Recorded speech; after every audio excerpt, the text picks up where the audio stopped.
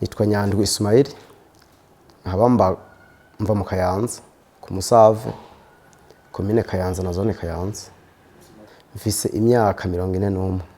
Jewe mu vyanshikiye, jewe naragize mariage n'umudamu twashakanye biciye mu mategeko.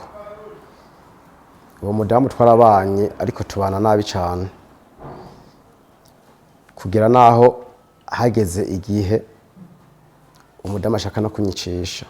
Vyatanguye haboneka ibibazo vyo mu gitanda, umugore ntiduhuze, dutangura kudahuriza ku mitungo, kubijanye n'imitungo y'urugo.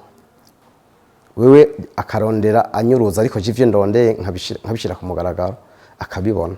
Haragize igihe rero umugore atangura kwadukana ingeso z'akaboregwe, agataha ijoro. Ivyo bimaze kubuko, harageze n'igihe yadukana ingeso z'ubushurashuzi, ndetse akanabimbwiza ukuri ati nzobikora ntaha ngaha kandi uvyimbe utunture. Ishavu rikanyica nkabura aho nshira nayo mira, kugira rero n'igihe vyageze aho umugore atangura kuntangira amamisi yo kugira ngo niyicwe. Barantegereye ntashe, Imana irakinga ntibanyica. Bukeye ndabishira habona, baca barashikira abo bantu bagira bangirire nabi.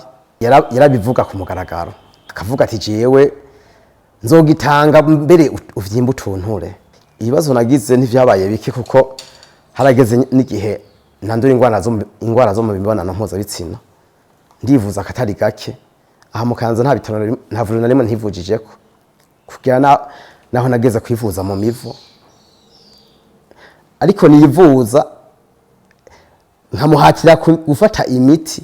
Wewe ahubwo hagufata imiti n'imiti agaca yitangaho onya, ibibazo nkama muri vya bindi. Acarambwira ati ndi imbwa yo mu kwafere, ko je nkora akazi k'iko kwafere. Wambwa yo mu kwafere, wewe hari cumaze, wewe utanga na rasiyo nkenya, hari abatanga rasiyo zikwiye. Ngize ndacavuga yaba intambara idasanzwe mu rugo, yaba intambara idasanzwe ibi yakamenagura intebe akakubita hasi, akorora ibintu bitari bike mu nzu. Niho vyaba ngombwa yuko ahubwo n'inkwano namukoye azitora, arazinterera ngo tora n'ivyawe n'amafaranga wankoye, genda urondere mu ngano. Nk'ico nasaba ku ruhande rw'iwanje maze kubona ivyanshikiye, kuko abagabo benshi barashikirwa nayo mabi bagatinya kubivuga kubera kwihagaraho ngo ndi umugabo sinogira iki. Ariko ico mbona bo bivuga bakabishira ku mugaragaro, nivyo vyoba vyiza gusumba.